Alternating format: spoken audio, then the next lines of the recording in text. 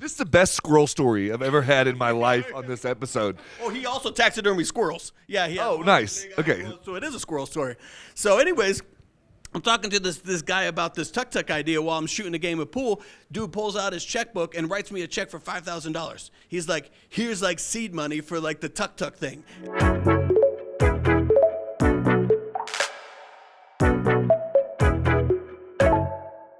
All right, ladies and gentlemen, welcome to the VIP podcast. I am obviously not in the studio. I am here live at SCO, which is our sales kickoff event in Denver, and I am hanging out with my new friend Matthew here. Actually, we're not new. We've been friends for a minute from ClientCircle, and I just had to bring him into the makeshift studio here and talk to him a little bit. And so forgive me, I got this orange mic and me going back and forth on, so I'll try not to hog the mic too much. But let me start off in typical VIP fashion. With a question here. I'm going to throw you a little curveball here. God, I can't talk. But tell me, I know you're an entrepreneur at heart, and you were telling me about some ideas that you had early on. And so tell me, what's the craziest business idea that you have in your brain right now that you've had? Man, when I was about 10 years ago, I met the co-founders of ClientCircle at a tech incubator where I was building this like Hot or Not meets Tinder for real estate idea. Didn't pan out. But one day when I was playing pool with this buddy of mine, he was like a millionaire, like 20-something guy who invented this business where he would do like Easter egg hunts on Facebook. Anyways, that's not important. I'm telling him, I have my buddy Steve, who's a hand model for Modelo and also was like on Road Rules and like the Thailand national baseball team with Johnny Damon. That dude had invited me to go to India to race. He's like, Matthew, hey, can we go to India to race tuk-tuks? And I was like, well, what's a tuk-tuk? And he's like, that's what people do. And there's like a cannonball run race with like 3-wheeled scooter taxis with the canopies on the top, right? Except for you race them like 600 kilometers down the western seaboard of India, like dodging potholes and cows and stuff.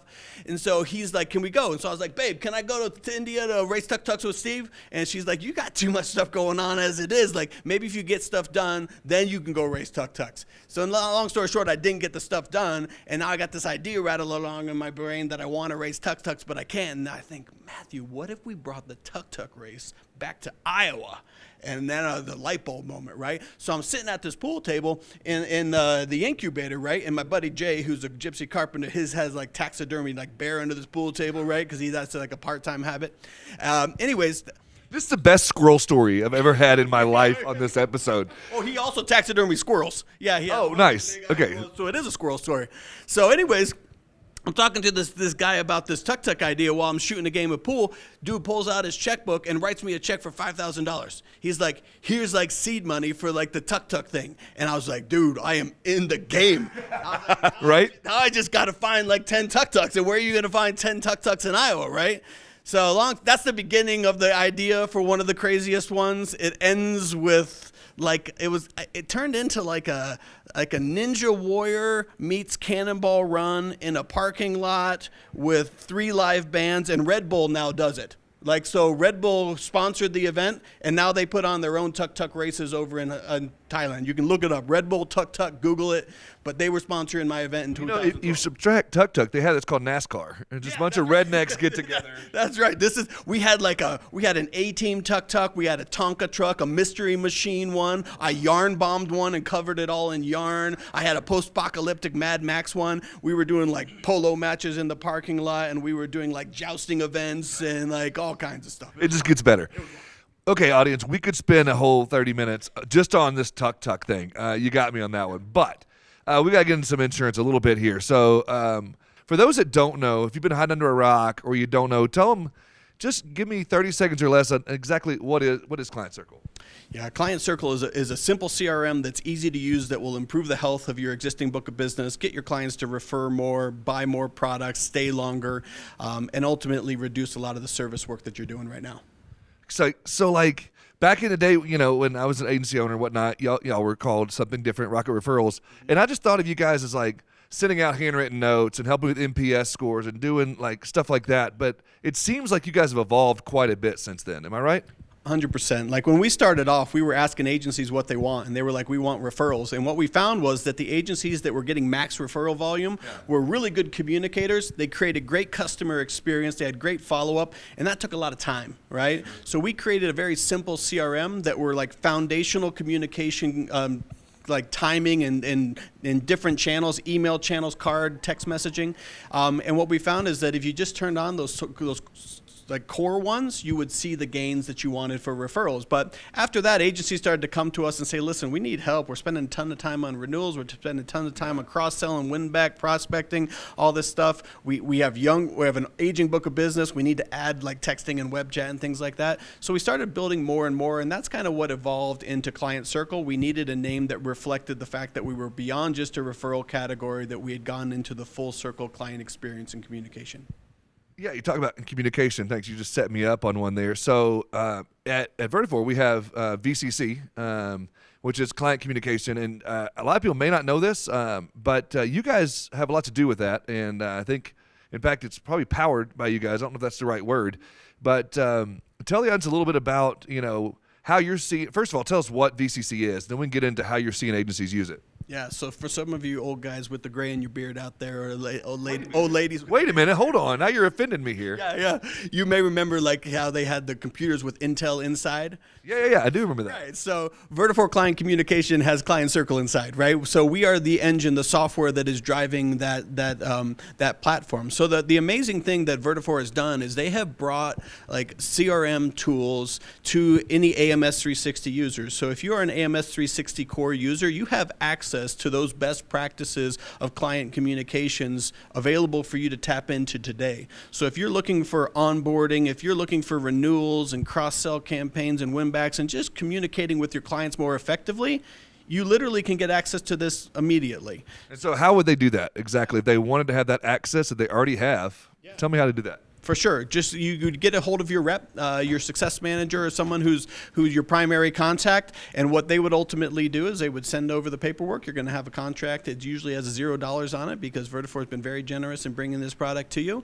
And once you sign that contract, they're going to provision an account and send you a link that you can use VSSO to sign in, and you'll have access to your account. Now, what we do is we actually offer a complimentary setup call. So we're going to offer, our team will help you set up the integration, make sure it's connected, make sure the data's flowing, show you the different campaigns that you have. And from that point in time, you just got like a Peloton bike. You can either go out and start using it right now, or we also have a training option. If you want to sign up for a monthly subscription, we'll do the training and support with you as well.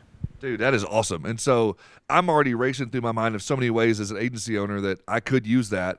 But what are some of the ways that you're seeing agencies using that? Yeah, great question. 10 years ago when we started and it was focused a lot on the referrals, agencies were looking for growth and sales. Now I got a lot of agency owners saying we'd love to sell more, but we're just too much in the weeds right now. We're stuck in the weeds with these renewals that people have questions about. There's all kinds of, so a lot of agencies are using VCC to look at the types of communications that are repetitive and redundant that would be better done by software, cheaper, more consistently, and keeping their people focused on the people skills, right? So, on a renewal campaign, set up a renewal 60 days out. General education and outreach to client, hey, you got a policy coming up for renewal. We want to let you know we're taking a look at it. Then set up another one 30 to 15 days out once the policy is actually downloaded in. Say it's coming at this. We've taken a look. We think you got the best coverage. You can sit tight. If you have any questions, here's a link to Calendly where you can schedule with us. That preemptive approach is really showing a lot of strides in terms of retention. It's creating opportunities for cross-sell, and it's just drastically cutting down the time that CSRs are spending on doing these tasks. That seems to be a big trend right now in the industry in general, is just saving as much time and giving time back to the CSRs, the servicers, the account managers, whatever you want to call it. And in fact, that's a lot of things that we're doing, with some of the things we've got going on with Agency One and with some of the products that we have. Is just, we actually had, I think, a Project Impact that we had where we were in front of 100 servicers in the industry, went into independent agencies. I don't know if you knew this or not, but and some of the audience may not know this, but we had a team that went out into agencies all across the country and sat down with CSRs and account managers and watched them at their computer and like, what are you clicking? Why are you clicking here? What are you doing? Just so that we could understand what they're doing. And it sounds like, some of the knowledge that you guys have in the industry, you're taking some of that knowledge you guys have and trying to give back time to these people and some of those repetitive tasks, those redundancies, things like that. And so outside of that, is there some other impact things that you guys are seeing with ClientCircle in agencies outside of just giving that time back? Yeah, it's really interesting that you said that you went out and did that, because when we started this company, we didn't even know at the very beginning what we were going to build. We literally took our laptops into the offices of independent insurance agents and sat with them and said, what are your goals right now? Where are the pain points? How can technology create a bridge and a solution for this? And if we build it, would you pay us for it? Right? Yeah. And from those kind of initial seed of an idea, that's how we built this company, one at a time, sitting in those offices, right?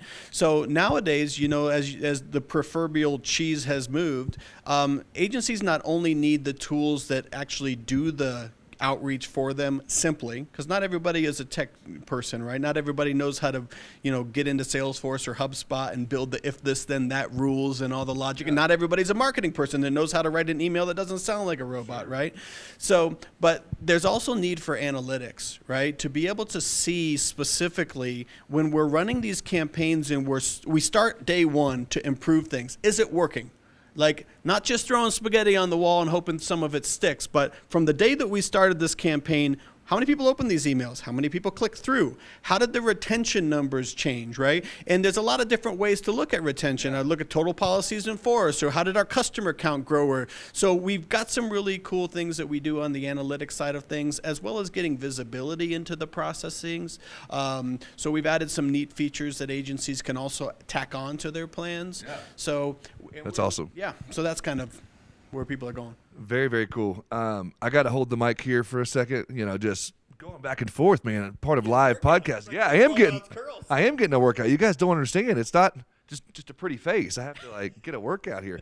But yeah, so no, I am very interested in that. And again, I wish I would have known about some of this stuff and it would have evolved a little more when I was an agency owner. I might still be an agency owner. But no, I think there's so much stuff that you guys are doing.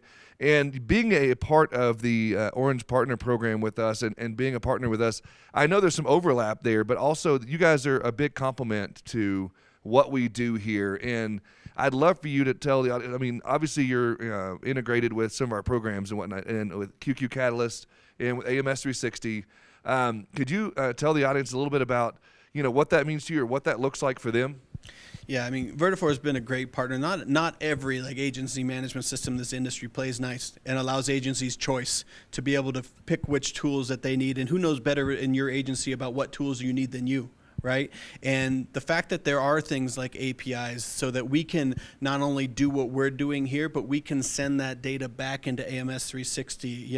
I'll give you some little examples. A lot of agencies have... Just go ahead and hold this arm out there as long as I can, huh? Yep. You just take as long as you need. Yep. It still starts shaking. I'm going to do curls. But agencies, the more you can tie your systems together, like your phone system. A lot of agencies have a local voice over IP system, right? We can actually tap into that phone system and get it registered so that you can have text message conversations with your clients directly from your local phone number. And then we're archiving them into AMS 360, saving them as activities for E&O purposes. So you got a permanent record. If your producers are out on their cell phone, you got a problem if they leave, right? And that's automated? That's automated. So at night, what we do is and it's smart little things like waiting 90 minutes to make sure the whole conversation is done. So you're capturing the entire thread of the conversation as an activity rather than the first two lines of the thing. And then using the left hand and the right hand to communicate. For example, when you send out that renewal campaign that I was talking about at 60 days, you could also send out a reminder to your busy contractors who own companies who don't live out of their emails. Hey Bob, you might want to check your email. Text Bob 2 days later, the reminder to check his email that you sent at the 60-day mark. Or we've also found that offline communication, things like our handwritten cards, which is old school, a lot of people know about us for that. If you time the delivery of a personal touch with your digital communication, we actually send out the first welcome card and it arrives 24 hours before our first survey hits. We see a 30% spike in the response rates to our NPS surveys when clients are looking at the physical card, because it's human reciprocity. They feel they need to pay it back, right? And so when you start to get all your technology on the same platform, left hand, right hand, back to your agency management system, creating suspenses for CSR so they don't have to be in their CRM all day long. It creates a better experience for the whole agency, much more efficient. You're paying less money and you're getting better outcome. Yeah, and you talk about the VoIP example. I could also see it as a training tool for a lot of agencies as they're bringing on new CSRs, new account managers to say, let's listen to that phone call or let's go through that transcript and say, okay, wait a minute. maybe you should have said this here, or maybe you could have closed this one better there, stuff like that. So have you seen people using it in those kind of use cases as well? Yeah, for sure. I also see it, like, surprisingly, I see people using it like morale boosters for teams. So we're bringing in things like NPS survey responses, and a team lead is sitting down with the CSR when they're doing weekly, quarterly reviews, and they got actionable data from feedback from customers where they can read the comments that came in from people and say, you're doing a real awesome job on these types of things. I've had people like put plaques in their offices where when they have the 90 club of certain employees that surpassed a certain kind of threshold for customer service. So those kind of are incidentals. They also create a lot of joy when you sit to hear good things about your agency, and every day you're getting feedback from clients about all the amazing things. If you've got a remote team, kind of tie that into Slack so everybody can hear the good things and give like virtual high fives and emojis to the team. So it's a lot of fun for agencies to have that positivity. And from an agency principal, you get visibility into that little black box of customer experience is vital to be able to know which knobs to turn for those KPIs, you know? That's awesome. Okay, so tell me if people that may not be current users or may not be working with you guys now, what's the best way for them to find you or find ClientCircle? Yeah, if you're a QQ Catalyst user, I mean, you can go to ClientCircle.com and you can click a link and schedule a demo. We can show you kind of how that works. If you're an AMS 360 user, reach out to your rep at Vertafore. Tell them you're interested in using VCC, Vertafore Client Communications. They'll send you over the paperwork to get that going. And then after you've done that, either they or you can reach out to me, Matthew at ClientCircle.com, and I'll happy to make sure you get a complimentary call, get that set up, and make sure that it's all firing on all cylinders. That is awesome. And then if you want to hear more about tuk-tuk races, then... Yeah, you can definitely connect with me on LinkedIn and follow along. There's plenty of wild stories outside of the tuk-tuks that I got as well. Oh, that is hilarious. And me and this guy, you and I were talking on the way down here, like, I'm such an introvert, whatever. You've entertained me from the moment you stepped in this room, and I really appreciate you. The audience appreciates you. Thanks for being a part of it. And ladies and gentlemen, if you want more, you've got to subscribe. Whether you're watching on YouTube, which if you're not, you need to be. So turn off the Apple or Spotify and go to YouTube. Or, if you just prefer audio, make sure you hit subscribe there so you can check out all the cool content we got coming out. Ladies and gentlemen, thank you again, and I'll see you in the next one.